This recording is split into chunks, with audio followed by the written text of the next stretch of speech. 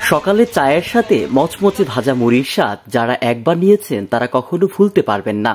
এখনো প্রত্যন্ত গ্রামের মানুষে সকালের নাস্তার তালিকায় মুড়ির স্থানকে রেখে দিয়েছেন, কিন্তু কালের বিবর্তনে হারিয়ে গেছে হাতে ভাজা মুড়ির ঐতিহ্য।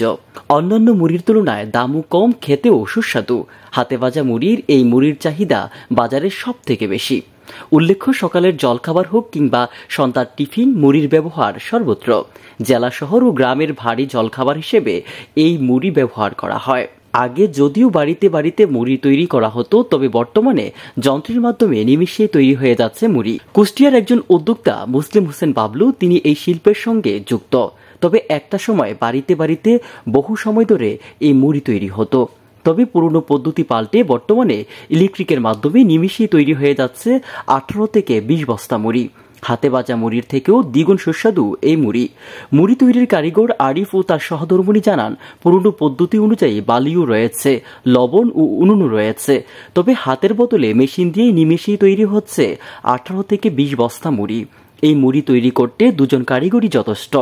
দিনে 400 থেকে 450 কেজি চাউলের মুড়ি ভাজতে পারেন তারা।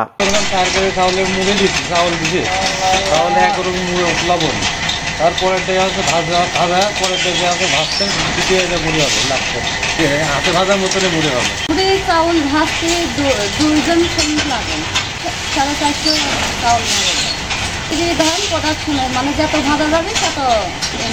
এই মুড়ি তৈরি করতে প্রথমে চাউল দিতে হয়, এরপরে লবণ পানির মিশ্রণে ধাপে ধাপে চাউল ভাজা হয়। সেই লবণ মাখা শুকনো চাল গরম বালিতে দিয়ে মুড়ির তৈরি প্রক্রিয়া চলে। এই পুরো প্রক্রিয়াতে মুড়ি তৈরি হতে কেজি প্রতি 20 টাকা খরচ হয়। জানা যায় এখানকার এই চালের মুড়ি কুষ্টিয়া সহ বিভিন্ন জেলাতে যাচ্ছে। তাতে মাসে 80,000 থেকে 1 লক্ষ টাকা উপার্জন করছেন তিনি। দাম কম, খেতেও মজাদার এই মুড়ি বাজারে করছে বাজিমাত। কুষ্টিয়া থেকে হাসিবুল ইসলামের রিপোর্ট, আমার বার্তা ডিজিটাল।